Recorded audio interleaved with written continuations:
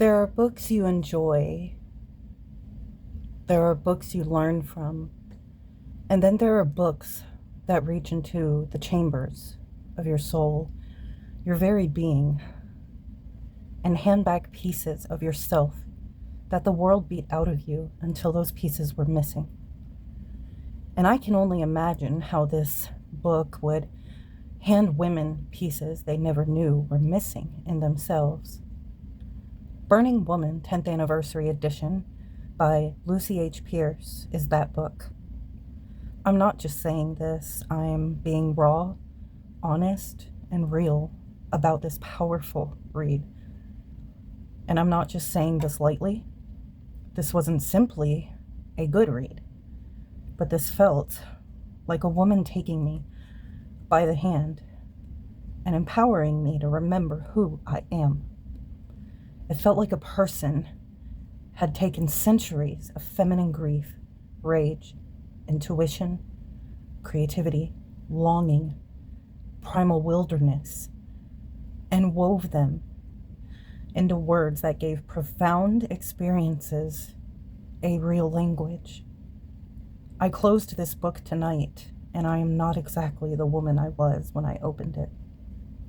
Before we continue, I want to say, even if you read Burning Woman before, you've not read this one. The 10th anniversary has expanded content and a new opening from the author, and it is revised and updated.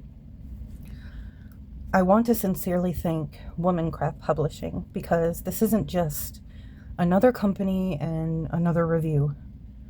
Womancraft Publishing is a company that seems to focus on female empowerment and true and real sisterhood bonding us from the books that they offer. And decent prices too, I might add.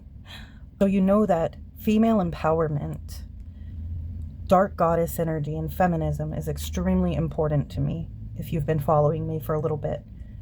This book is a transformative experience for all women, and let's start with the philosophy of the Burning Woman. What Lucy H Pearce calls the Burning Woman isn't simply a witch. She isn't just the crone, nor merely the mother, and not only the maiden, but something much older, powerful, and forgotten due to the patriarchal society, system, and rule. And this forgotten energy is inside all of us women. She's you, beautiful woman, if you are listening. She is me. She's free through embracing her flames and dark feminine energy. She's the woman who refuses to make herself smaller to make others comfortable. The woman who walked through grief until it became wisdom. The artist who creates when her soul demands it. The one who stands boldly and awakens to her naked, pure self, embodying her shape of flames against what society has told her to silence. She's our voice, strength, and sovereignty. I want to start by saying this book isn't self-help. What surprised me most is that it isn't just another self-help book promising to make your life easier. It doesn't hand you, here's 10 steps to happiness, but it asks hard questions, proposing topics and many raw and real honest thoughts for the reader to consider in order to integrate, awaken, and empower yourself, your burning woman. The author felt like a beacon or a guide for women while reading it, like she was extending her hand and asking us to walk and perform a ritual with her so that we can claim our burning woman. With amazing interactive journal questions, actual rituals of the burning woman, reading this book is alchemy itself, you guys. This book will not comfort our illusions, it helps burn them so we can claim the woman inside of us and free her. Fire illuminates darkness after all, and I adored the author's view of darkness and as women reclaiming the darkness, because just as I stress on this channel constantly, darkness is not evil. Only the men, only the patriarchal society, the patriarchy demonized darkness because the burning woman is not always soft. It is her true and primal, unapologetic state, and there's nothing evil in that. Lucy H Pearce teaches us that ashes are not the end, but the fertile ground. This book is an embodiment of the dark feminine. I swear when I was reading it, I felt Lilith, Inanna's, the red goddess energy all through reading this. The dark feminine isn't cruelty, manipulation, superiority. She is radical authenticity, instinct, unapologeticness, and honoring instead of pretending that everything is okay. She allows sacred rage to become informative instead of suppression and reclaiming the parts of yourself deemed too much. Lucy doesn't romanticize this. She shows a honest and profound journey by sharing her experiences. Not only is her writing very beautiful, she's relatable, and I found my soul really resonating with her. This book matters even more so today, ladies. We are not angry enough. And this latest publication is so relevant with everything happening today. Lucy writes with the rare ability to be poetic and piercing, yet simple to understand. Her writing walks beside us as we read. Now let's get into my notes. I know that was probably an intense and passionate opening, but you guys, I'm not kidding. I'm not kidding. This shook me to my core. For one, I don't know how I haven't read it before now. Maybe the updated version was meant to come to me at this time. And I do want to say, if you've been following me, you know I've been going through this like alchemical transformation. I realized reading this book and Lucy's experiences and exercises and things she described that I've been organically reclaiming my burning woman since the end of last year. And this book was the missing piece that I needed. And I feel shook. I feel excited. I feel energetic. I just got done reading the end of it. Anyway, so for the rest of the review, if you're a woman, you need this book. I'm not even joking. Like, I'm not saying that to try to sell it. I'm saying that for you. I feel every woman would benefit from reading this book. It's amazing. And it's interactive. We're going to get into that. And that's probably one of the best parts. But I love the cover. I love the cover. The art's beautiful. This is an award-winning book many times over, as you see. Many women had a lot of visceral and intense reactions to the first publications. I mean, I'm going to read you that part. But I am definitely wanting to order other books from this author. But Womancraft Publishing, thank you so much. I will leave their link in the description. Also, if you're a woman passionate about feminism, you know, sisterhood, or into, you know, the feminine energy, divine feminine energy, I would check out Womancraft Publishing because they have all kinds of awesome books on there. For you, burning woman, may the fire within you burn stronger than the flames without. So the first edition was in 2016. This second one, of course, was just released and in 2026. But yes, so we got the contents here. You have each section that Lucy takes you through, and I'm going to tell you, it starts off pretty awesome, pretty intense, but as you go through it, it increases in that intensity, that feeling, that emotion. This book reaches in and pulls out some feelings that you didn't even know were there, or maybe you did and was just kind of unaware. But oh my goodness, this book is powerful. Like I said, it's definitely alchemy, just reading it in itself. So incendiary words, fire and feminine, the F word, women in power, the story so far, threads of power, who's the burning woman, lost archetypes of the feminine, what is the burning man, hero's journey, and then history of burning women. Then you get the masculine dark. Oh, that part. She views, or seems to, from my understanding, she seems to view the darkness and the dark feminine a lot how I do, and how I've expressed that on my channel, and why I'm so, I don't know, resonant to the darkness. I keep saying that people demonizing darkness is a internal misogynistic, or in some ways, or a patriarchal thing, that darkness is not evil. So when we demonize darkness, I feel like it's rooted in the patriarchal system. And I read a portion in this book that kind of describes the same thing.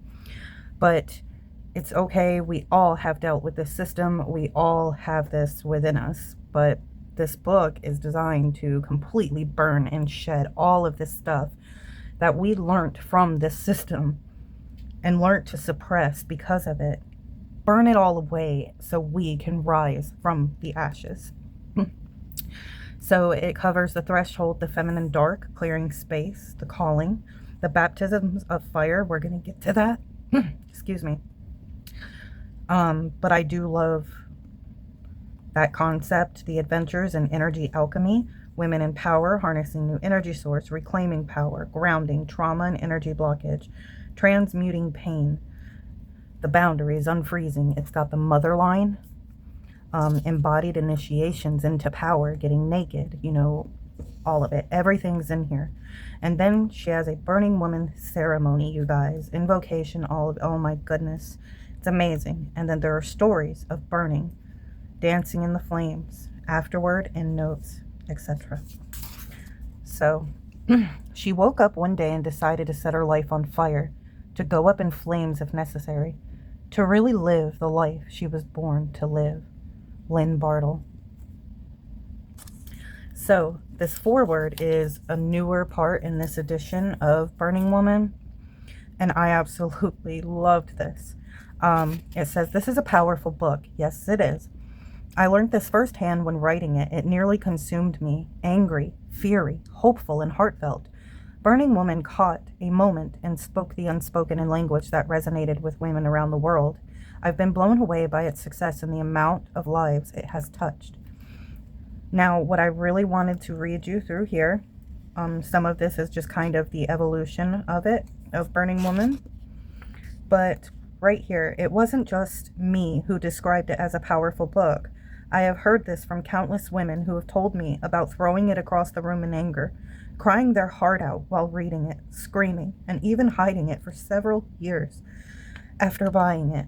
Gosh, I'm getting emotional. Just because too scared to open the pages. I have yet to hear of anyone burning it. It's a life-changing book. This is what I've been told again and again. Women suddenly found vocabulary for unspoken or silenced experiences and parts of themselves. Do you see? So I'm not the only one saying this, you guys. This book is just, it's very hard to find words for it. It's that powerful. I have never read a book with so much power, yet empowerment in it. It is just fabulous. But I did make a few notes of pieces I wanted to share with you. We covered a lot of it, the writing style. We covered, you know, my initial thoughts. I don't have one complaint about this book. Overall quality, it's amazing, you know, as far as quality goes in a book. Beautifully designed. You know, I did not show you the back. Let me do that. But yes, it is just absolutely amazing. So Burning Woman is for all those who burn with passion, have burned with shame, and who at another time in another place would have been burned at the stake.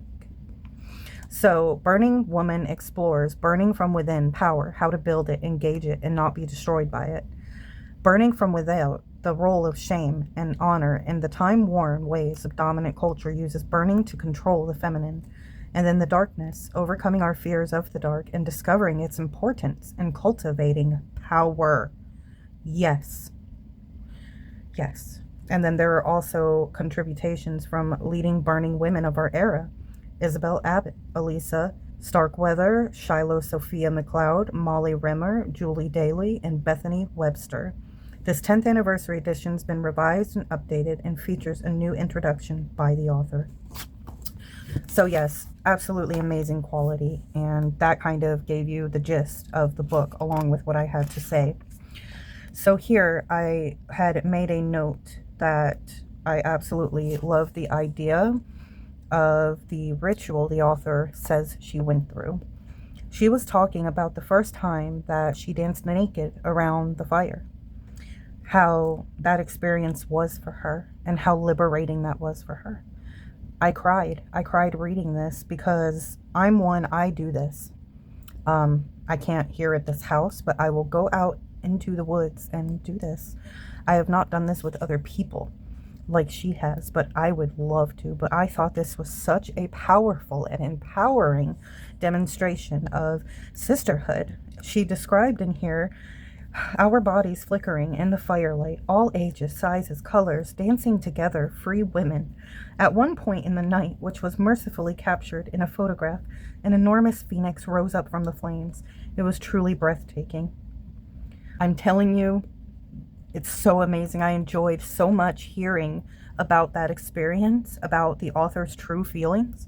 She's very vulnerable and open and raw in this book with her experiences, and it makes her so human, so relatable. So I resonated so much. You feel her spirit through the book, through her experiences. So here we got the invitation. Dancing naked around a bonfire is a powerful metaphor, a longing to be naked, authentic, and vulnerable in our own skins, a longing to be ourselves, feminine and free, dancing together, and at the same time alone. The rhythm pulsing through us, the beat moving us, the fire, our elemental center point, lighting our steps, burning away our anxieties and burdens, rooting us in ourselves, in sisterhood, in the earth. Our conventional selves snicker at the idea of wagging our boobs in the moonlight, thighs wobbling in the chill night air. What would people think? What would they say if they knew? Would the neighbors see us, and would the other women stare at me and judge me for my imperfect body? How could I ever look at my friend in the eye once again if I had seen her muff? Our cheeks burn with shame at the thought. Every box is ticked. Something outside of our cultural comfort zone. Body issues, women together, must be witches, lesbians, crazy, mad, weird. All the labels that over the years have been successfully used to keep women down. Shut us up. Get back in line. The fire which burns outside is still greater for most of us than the one that burns within. Oh, I got chills, guys. So yes, just little snippets of the author's writing I wanted to share with you. It kind of shows you how powerful this book is. Women fearing voice and men fearing women, I wrote here. It says here, there is a collective burning igniting within women, a deep need to tell our stories and be heard, a longing to heal the past hurts and move beyond them, and something big and bold and fresh and new. Something is changing, we can sense it, and yet, when we have this yearning, when we hear this calling, there is still this paralyzing fear. Will I be burned alive?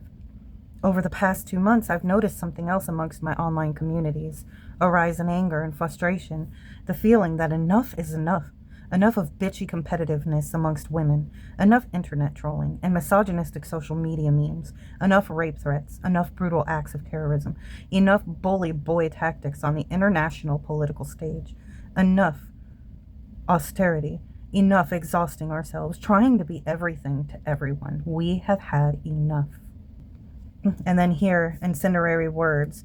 Men often react to women's words, speaking and writing as if they were acts of violence. Sometimes men react to women's words with violence, so we lower our voices. Women whisper. Women apologize. Women shut up. Women trivialize what we know. Women shrink. Women pull back. Most women have experienced enough dominance from men, control, violence, insult, contempt, that no threat seems empty. Andrea Dworkin. And she, of course, elaborates, but I've definitely felt this. And to be honest, I'm getting so emotional because this is the part of my burning woman that this book helped me reclaim. I want you to ask yourself right now, as a woman, what do you think a book like this could help you reclaim? Have you ever been silenced? Have you ever felt the acts of violence or experienced control? Yeah. This part, she talks about why women should not shut up.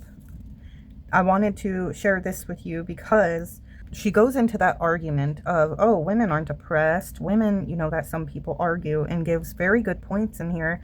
And then she also just fully elaborates on all of these patriarchal and political issues towards women. and why our voices matter, why we shouldn't shut up. And I thought it was so welly written.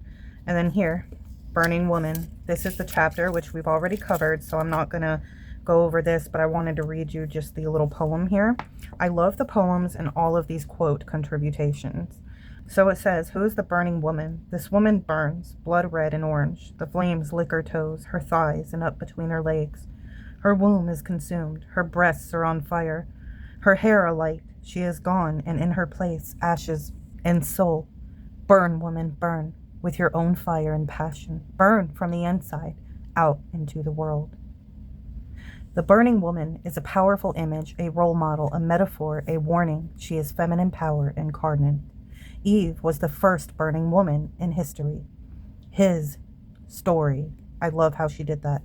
Punished for her passion with painful childbirth for the rest of his story. Pandora, Inanna, Cleopatra, the whore of Babylon. Guys, I've said all this in my videos before. When I say this spiritually resonates too, oh my goodness, and I know my audience would extremely resonate with this as well. But yes, beware, women, we were taught as we listened to their stories. This is what happens to she who burns too bright. You will fall and bring curses, punishment, and damnation, not only upon yourself, but upon all who love and follow you. So I do like, she covers a part in here, and from my understanding, there is a Burning Man book, and she talks a little bit about that here in the hero's journey. This part really got me, the envy of boys as a kid, because I was the same. I envied the boys as well, and I tried to do what they did as a kid because they got everything. Like, she talks about her experiences. For example, in the waking world, I was a high-achieving academic from early on, scooping most awards, going top of most classes I was in.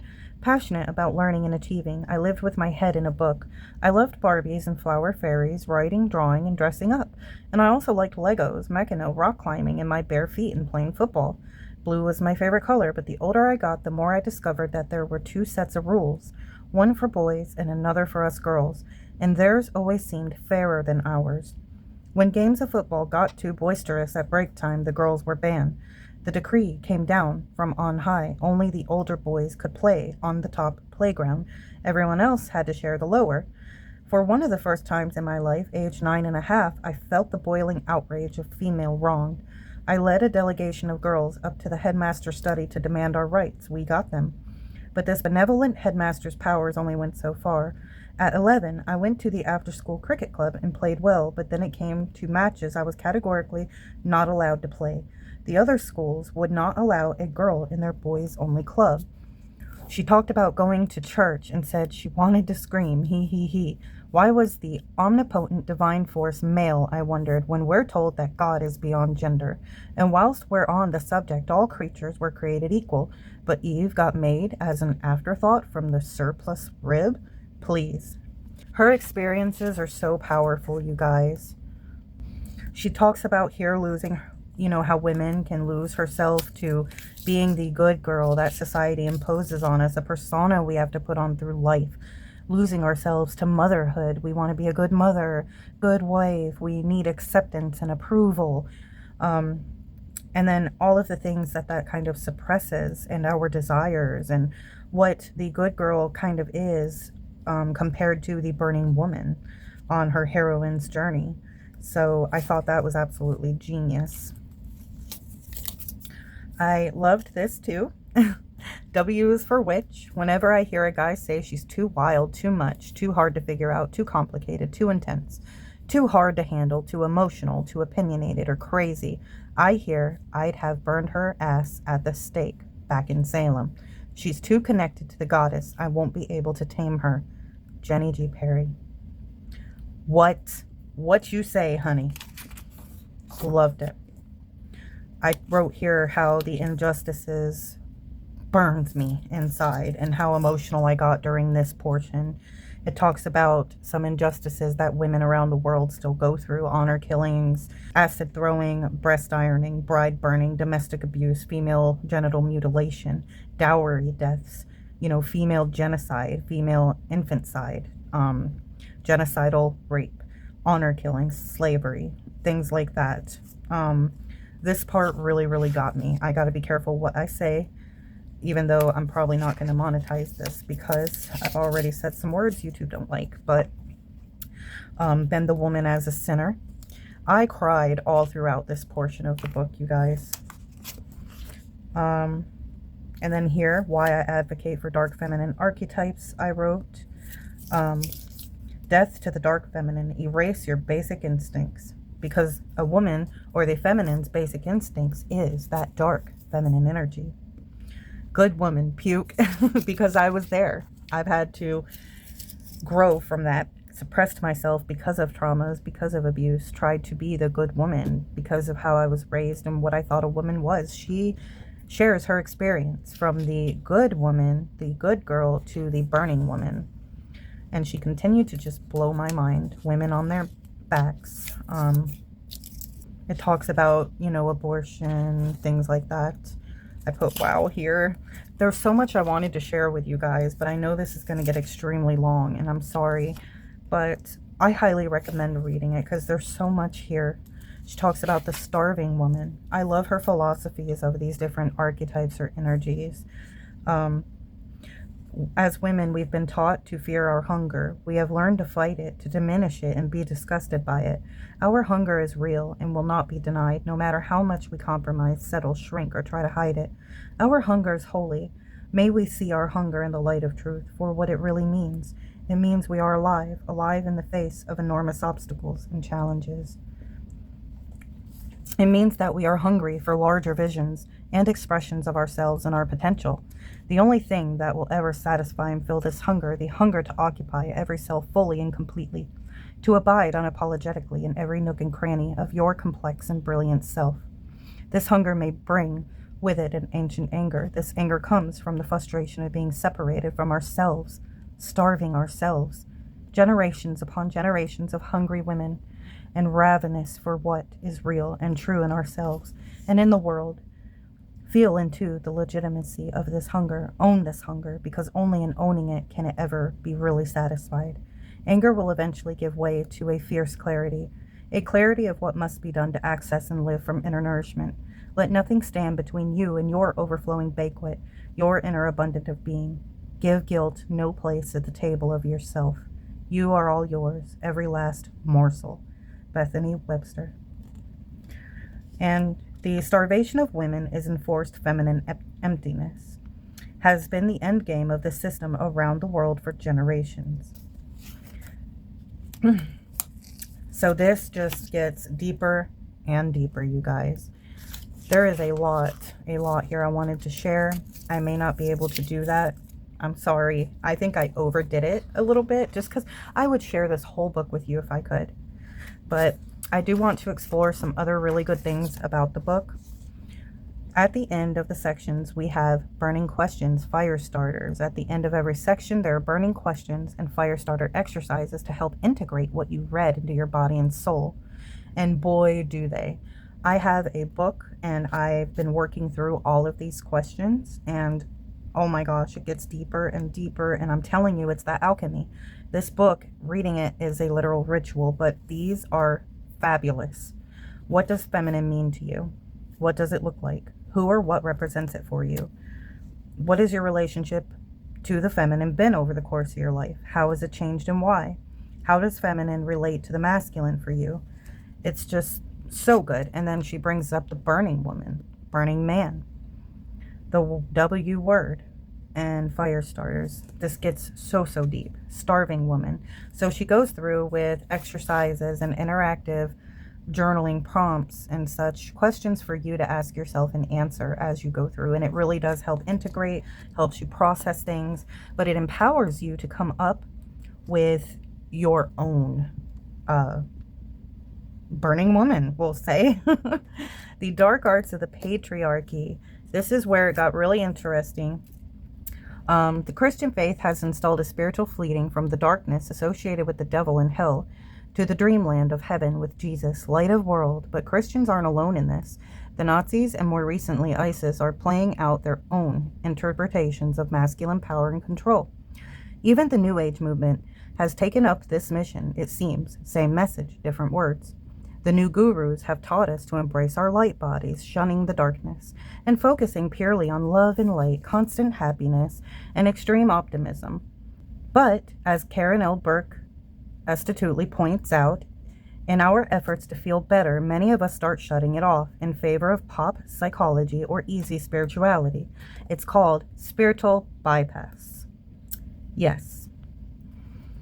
When I talked about Lilith in my Lilith series, this was exactly the point I was trying to make, except Lucy explains this way better than I ever could have.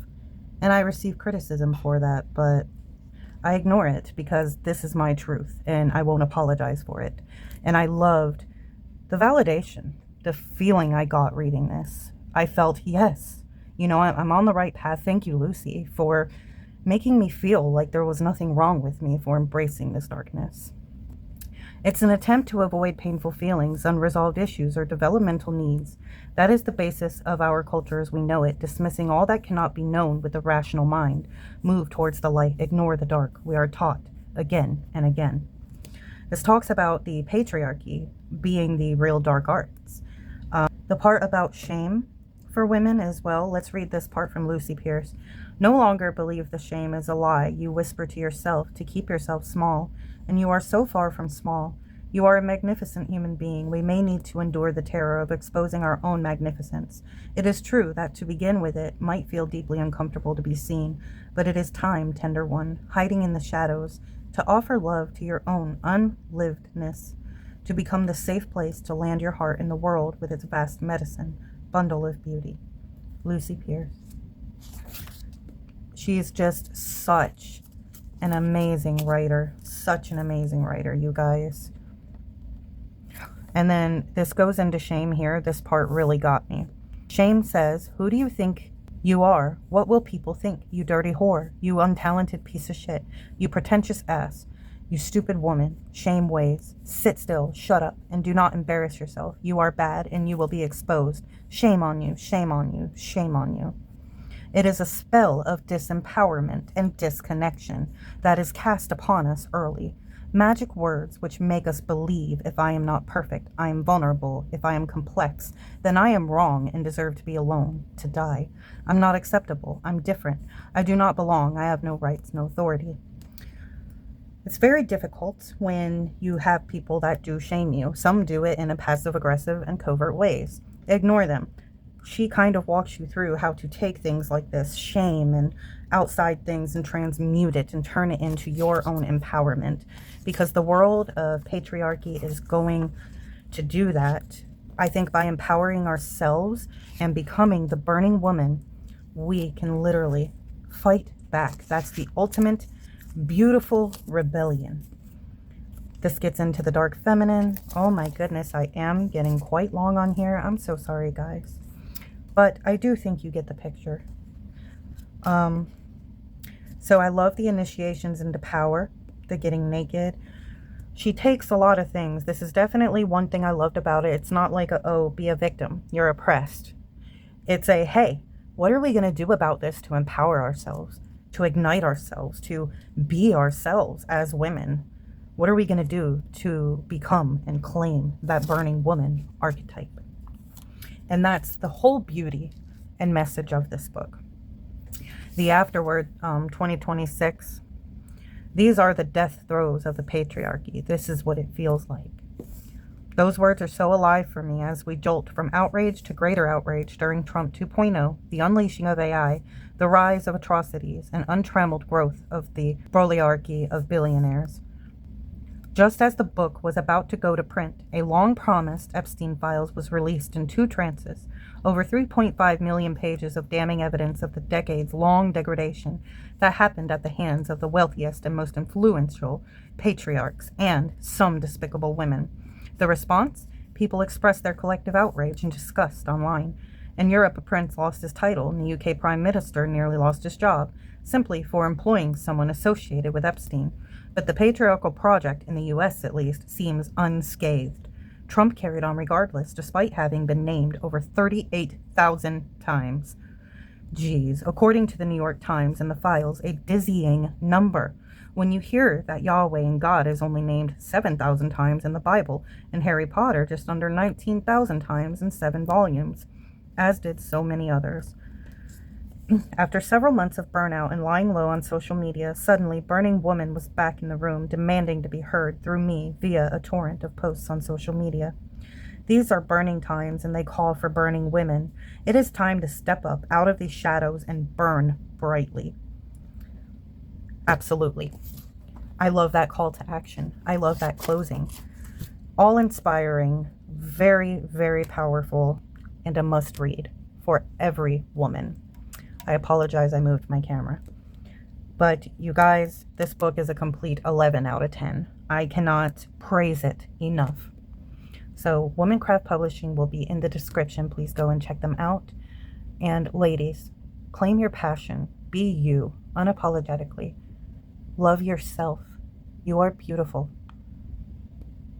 And I'm sending you solidarity and sisterhood love.